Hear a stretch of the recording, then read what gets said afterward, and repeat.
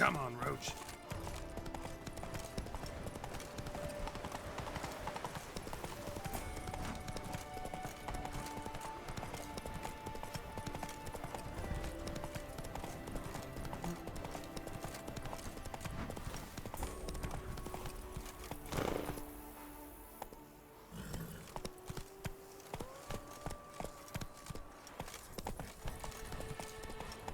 That's it, Roach.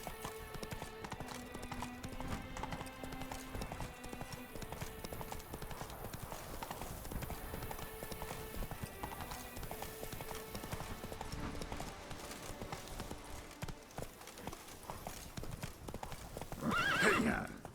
You smell that? Those are the vapors of Tucson.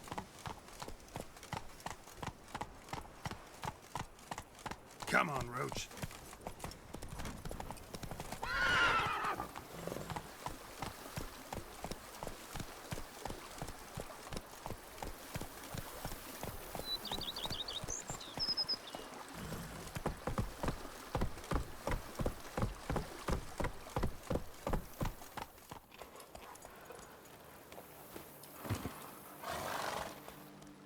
Welcome home, sir. I am Barnabas Basil Faulty. By order of the Duchess, I shall serve you as Major Domo of Corfu Bianco. I previously served with distinction at the Nibli family manor and in Nazaire with Admiral Rompali, who, as you are certain to know, is an extraordinary, demanding gentleman. Whoa, Barnabas Basil. One thing you ought to know. I'm not your typical landed gentleman. Truth be told, this is the first real property I've ever owned. Oh, in that case, you must leave it all to me. I shall organize, see to everything, and whip the house into order. I dare say this place will soon be the most prosperous vineyard around. Great.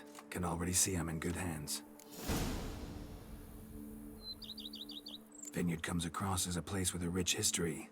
Know who owned it before me? Baron Rossel, who went bankrupt, forcing him to sell the estate to the Duchess. The Baron, in turn, had purchased it from Monsieur Bolius of the Headsman, a truly colorful man of Ketweni origin. He was actually a headsman? No, not him, but his great-great-great-great-grandfather. Indeed. Apparently, he was a common cutpurse who somehow secured for himself the post of ducal headsman in Beauclair. Went about his work with an exceptional penchant. They say he chopped off more heads than there are grapevines in the ducal vineyards. He never hesitated, not once. Never sliced unevenly, never botched a job. For his exemplary service, the Duke granted him a title and this estate. Monsieur Bolius, on the other hand, was an engineer in his younger years. Once retired, he settled here and took to producing wine. Sadly, misfortune struck and he lost his sense first of smell, then of taste. Additionally, he could not drink alcohol. His medic forbade it.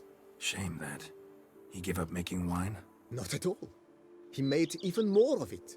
Began throwing wild balls to which he'd invite friends from far and wide in order to treat them to his wine and delight in the fact that at least someone could enjoy it. It's the sort of man he was, Monsieur Bolius.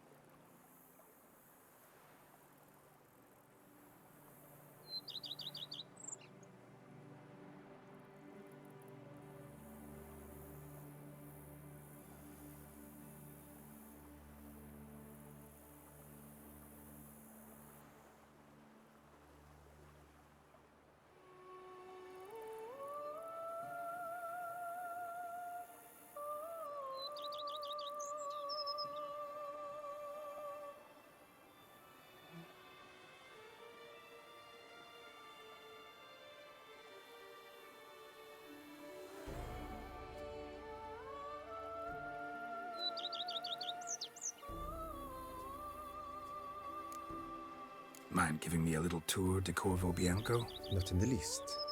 Follow me, please. I think it would be practical to begin on the hill.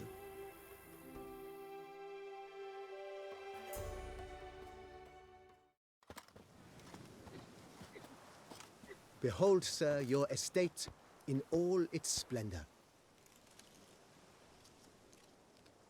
Pretty vast. Indeed. And now, sir, allow me to show you a handful of interesting details. Follow me, please. Been a major domo all your life? Yes, I come from a long line of major domos. My father was a major domo, as was my grandfather before him, as was my great aunt. In fact, she was the one to start the tradition. Great aunt? A hard woman. It is said that already as a child, she knew where she was going and went there.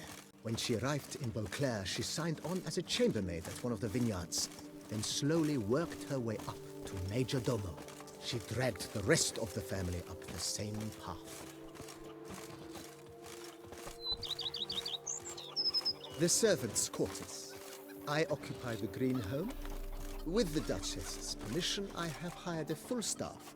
Their salaries to be paid from the ducal treasury. Nice of her. Not the most sightly part of the estate, I admit. But I think it worthwhile for you as master of the domain to know where the help stays. Scrub often. You soon need a coffin.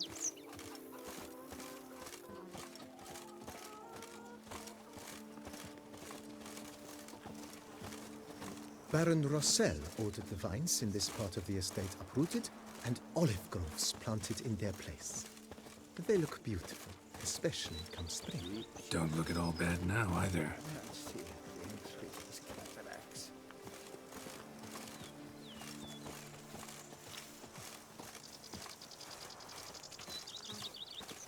Down below lies your vineyard, where we grow a strain of Carfanere, one of the world's oldest. Aged in oak barrels, it provides for an exquisite wine with distinct blackberry, wild cherry, plum, and cinnamon notes. Marvelous. Have to try it one of these days. Rather be an eagle than a quail. Yes, I should. I forgot. If I only could. She's fit Nice to well. Picturesque. Yes, though it ran dry long ago. During the raucous feasts Master Bolius held, he would order it filled with wine. There's a tale about a guest attending a Bolius ball for the first time and thus unaware of the custom.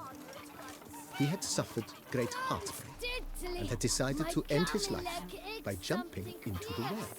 The festivities were coming to a close, and the well was nearly empty when the suicidal guest finally jumped. Instead of killing himself, he merely broke his legs. To numb the pain, he drank the wine.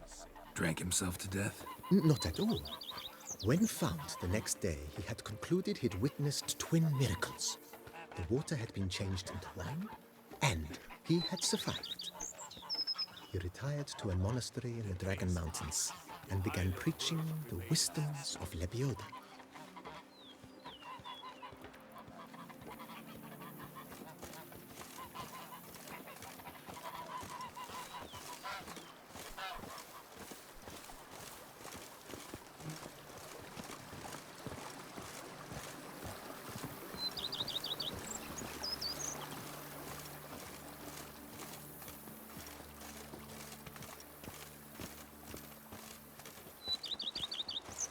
Monsieur Bolius' wife Nina kept a garden here.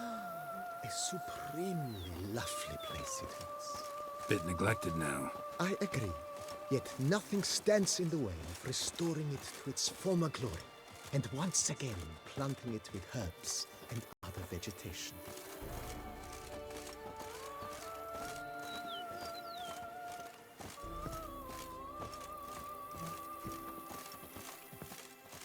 Madame Nina planted diminutive, delicate flowers and herbs here.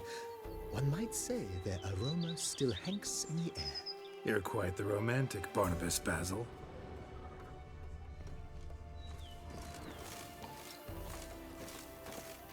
A bushel of grapes is more a burden than that steel of yours.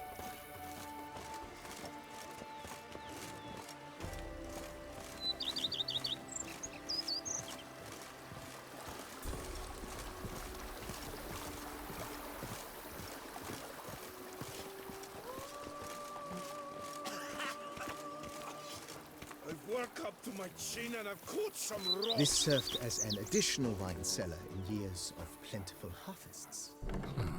Bit of work and it'll make a fine stable for Roach.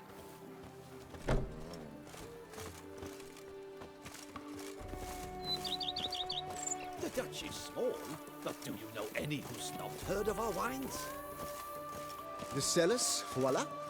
During Monsieur Bolis's time, wine was kept here, but Baron Rossel used it to store olive oil as well.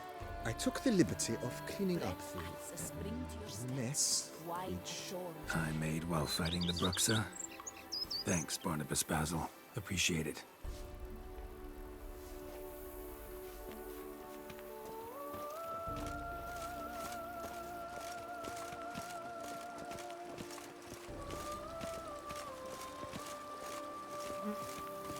as you can see, the facade is, how to put it, slightly stained. But one cannot deny it, a certain subtle southern charm. True, though it could use a bit of subtle paint.